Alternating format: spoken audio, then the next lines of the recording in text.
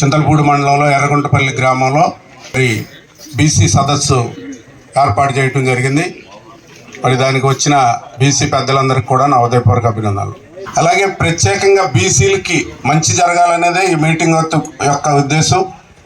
అలాగే అన్న నందమూరి తారక రామారావు గారు పార్టీ పెట్టిన తర్వాత మొట్టమొదట బీసీలకి రిజర్వేషన్ ఇచ్చి మరి స్థానిక సంస్థల్లో కానీ అన్నింటిలో కూడా పోటీ చేసే అవకాశం ఇచ్చింది నందమూరి తారక రామారావు గారు, తెలుగుదేశం పార్టీ.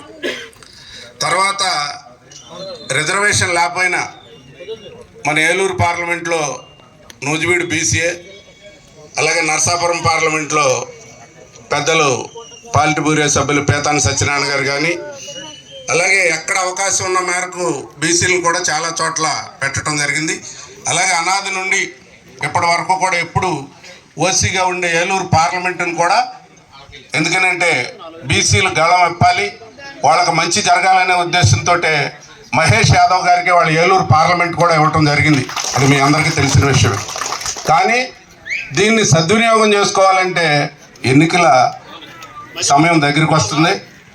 కాబట్టి ఎవరికాళ్ళు కష్టపడి పనిచేసి, ఎందుకంటే ఈ 40 రోజులు 35 రోజులు మనం కష్టపడితే 5 సంవత్సరాలు అందరం కూడా మనం ఏదైతే డిస్కషన్ చేసుకుని మనకు మేలు జరగట్లేదు అనుకున్నామో అవన్నీ చేసుకోవచ్చు.